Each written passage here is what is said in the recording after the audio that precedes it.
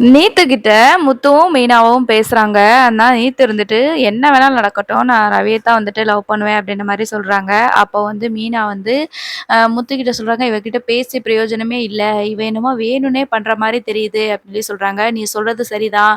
ஸ்ருதியோட ரெஸ்டாரண்ட்ட வளர விடாம பண்றதுக்காக தான் இப்படி பண்ணிட்டுருக்கா. இப்போ இப்படி சொன்னா கண்டிப்பா ஸ்ருதி வந்து மனசு கஷ்டத்துல அவங்க 2 பேருக்கும் சண்டை வந்துகிட்டே இருக்கும். அது மட்டும் இல்லாம ஸ்ருதியோட ரெஸ்டாரண்ட்ல கான்சன்ட்ரேட் பண்ண மாட்டாங்க. ஸோ பிசினஸ்ல நஷ்டம் வந்துரும். இதுதான் இந்த நீத்துவோட பிளானா இருக்கும்னு நெனைக்கிறேன் அப்படின்னு சொல்றாங்க. ஆமாங்க. இப்ப என்ன பண்றது நம்ம அப்படின்னு சொல்லும்போது, இத பத்தி ஸ்ருதி கிட்ட தான் நம்ம பேசணும். ஸ்ருதியும், ரவியும் சேர்ந்து தான் இத வந்து முடிவு எடுக்கணும் அப்படின்னு சொல்றாங்க. இனிமே நீத்து கிட்ட பேசி எந்த பிரயோஜனம் இல்லன்னு தெரிஞ்சு போச்சு அப்படின்னு சொல்லிட்டு இருக்காங்க. இப்போ ரவி வந்து நேரா நம்ம ஸ்ருதிய பார்க்குறதுக்காக வராங்க. அப்ப என்னாச்சு? என்ன சண்டை? அப்படின்னு சொல்லிட்டு ரவியோட மாமனார் வந்து கேட்காரு. அதுக்கு "ஒண்ணும் இல்ல அங்கிள். நானு ஸ்ருதிட்ட பேசணும்" அப்படின்னு சொல்லி கேட்டு, அங்க உள்ள தான் இருக்கான்னு சொல்லி சொல்றாங்க. ரவி போயிட்டு ஸ்ருதி ஸ்ருதின்னு கூப்பிடுறாங்க. ஸ்ருதி வெளிய வரவே இல்ல. "நீ அந்த நீத்துவ கட்டிட்டே அழு. என்கிட்ட வராத, என்கிட்ட பேசாத" அப்படின்ற மாதிரி ஸ்ருதி வந்து கோவத்துல சொல்லிடுறாங்க. இப்ப முத்துவும், மீனாவும் என்ன பண்றது அப்படின்னு தெரியாம, சரி நம்ம போய் பேசலாம். ஸ்ருதி கண்டிப்பா அவங்க அப்பா வீட்ல தான் இருப்பா. இருந்தாலும் நம்ம போய் பேசினா சரியா வருமான்னு தெரியல அப்படின்னு சொல்லிட்டு முத்து சொல்றாங்க. மீனா இருந்துட்டு, என்னங்க பண்றது? ரவியோட வாழ்க்கைய வந்து நம்ம அப்படியே விட முடியாது இல்லையா? இப்ப ரவி கண்டிப்பா போய் சமாதானப்படுத்துவாங்க. ஆனா ஸ்ருதி வந்து சமாதானம் ஆகுறதுக்கு வாய்ப்பே கிடையாதே. அதனால நம்ம போய் பேசலாம். நீத்துக்கிட்ட பேசினத பத்தி பேசுவோம். அவங்க 2 பேரும் புரிஞ்சு ஒரு முடிவுக்கு வரட்டும். நம்ம ரவியோட வாழ்க்கைய அப்படியே விடக்கூடாதுங்க. ஸ்ருதி ரொம்ப நல்லவங்க. அவங்க மனசுல எதுவுமே வச்சுக்க மாட்டாங்க. அவங்க மறுபடியும் சேர்ந்து சந்தோஷமா வாழணும் அப்படின்னு சொல்லி சொல்றாங்க. "அந்த வீட்டுக்கு நான் வரமாட்டேனே" அப்படின்னு சொல்லி சொல்லும்போது, அவங்க நம்மள மதிக்க மாட்டாங்க தான். இருந்தாலும் நம்ம அந்த வீட்டுக்கு போய் தான் ஆகணும் அப்படின்னு சொல்லி சொல்றாங்க. அப்போ நம்ம முத்துவும் மீனாவும் ஸ்ருதியோட வீட்டுக்கு வாராங்க. "என்னாச்சு? நீ எதுக்கு இப்ப இங்க வந்த? உன்னையெல்லாம் யார் இங்க வர சொன்னா?" அப்படின்னு சொல்லிட்டு கேட்குறாங்க. அப்ப மீனா இருந்துட்டு, "நான் ஸ்ருதி கிட்ட பேசத்தான் வந்திருக்கேன்" அப்படின்னு சொல்லி சொல்றாங்க. "எல்லாரும் சேர்ந்து என் மகள அழ வச்சு வெளியில விரட்டிட்டீங்க. அதுக்கப்புறம் என்ன இப்ப வந்து குடும்பமா வந்து நாடகம் ஆட வந்திருக்கீங்களா?" அப்படின்னு சொல்லி சொல்றாங்க. "அப்படிலாம் எதுவும் இல்ல. உன் மகளா தான் கோச்சிட்டு வந்திருக்கா. அப்படிலாம் யாரும் எங்க வீட்ல இருக்கவங்கலாம் ஒண்ணும் சொல்லல" அப்படின்னும்போது, "அப்புறம் எதுக்கு அவ கோச்சிட்டு வந்திருக்கா?" அப்படின்னு சொல்லி சொல்றாங்க. இப்போ ரவி இருந்துட்டு, "தயவு செஞ்சு வா. ஸ்ருதி வெளியில வா" அப்படின்ட்டு கூப்பிடுறாங்க.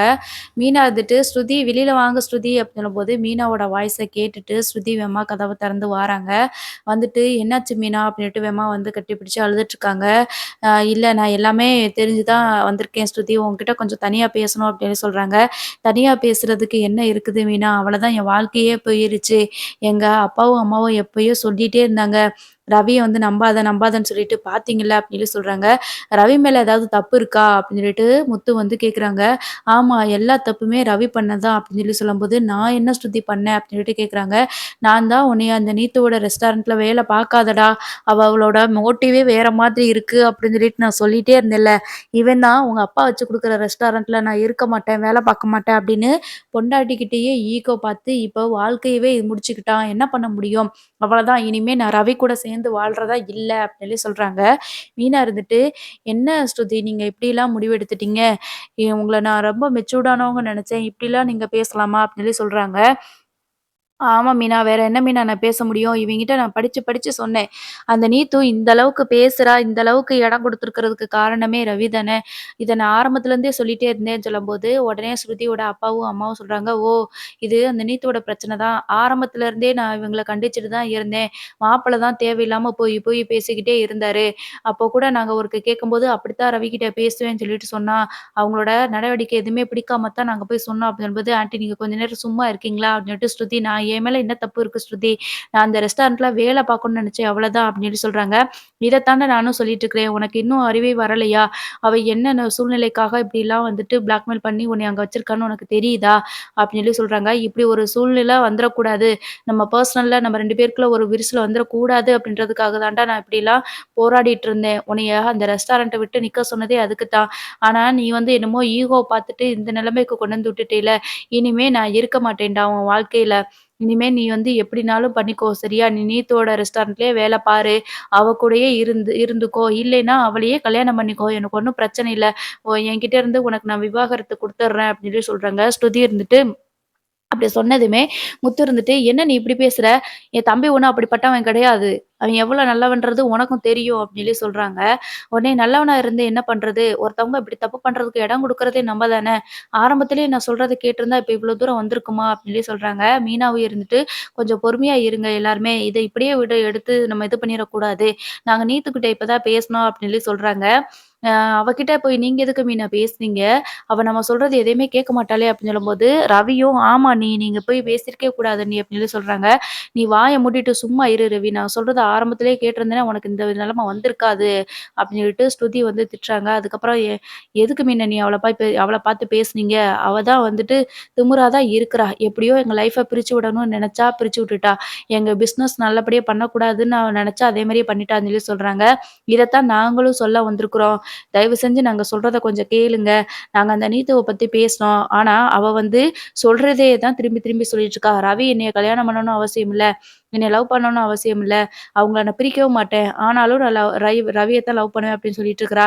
ஆனா, அவ சொல்லம்போது நாங்க ஒண்ணு கவனிச்சோம் அப்படின்னு சொல்லி சொல்றாங்க. அப்ப ஸ்ருதி இருந்துட்டு, "என்னாச்சு மீனா? என்னது கவனிச்சீங்க?" அப்படின்னு சொல்லி கேட்கறாங்க. இல்ல நாங்க வந்து சொன்னம்போது, அதாவது ரவிக்கும், ஸ்ருதிக்கும் சண்டை வந்துருச்சு அப்படின்னு சொல்லும்போது, அந்த நீத்து வந்து சிரிச்சா. அப்பயே நாங்க யோசிச்சோம். ரைட்டு இது வந்து பிசினஸ கெடுக்கணுன்றதுக்காக தான் இந்த மாதிரிலாம் பிளான் பண்ணியிருக்கா அப்படின்னு எனக்கு தோணுச்சு. அப்பத்தான் வந்து நீ வந்து பிசினஸ்ல கான்சன்ட்ரேட் பண்ண மாட்ட. அப்படியே ஹோட்டல வந்து நல்லபடியா ரன் பண்ணாம விட்டுருவ.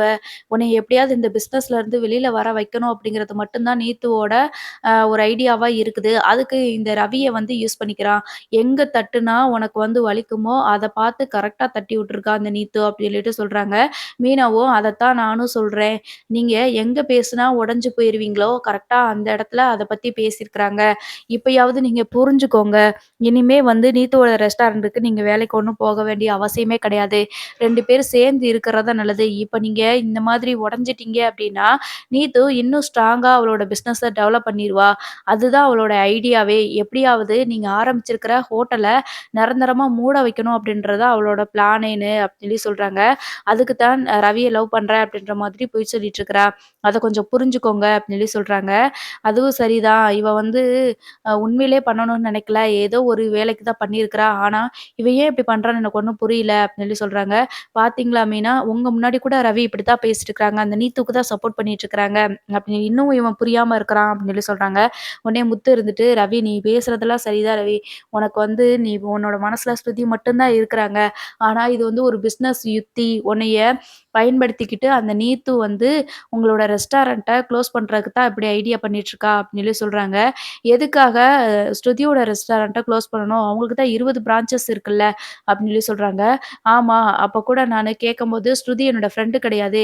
என்னோட ஹோட்டல்ல வேலை பார்த்த ஒரு எம்ப்ளாயி அப்படின்னு தான் சொல்லி சொன்னா. அப்ப அவளோட மனசுல நம்ம கிட்ட வேலை பார்த்தவளா நமக்கு எதிரா ஹோட்டல் ஆரம்பிச்சிருக்கா அப்படின்ற ஒரு திமிரு மட்டும் தானே அவளுக்கு இருக்குது.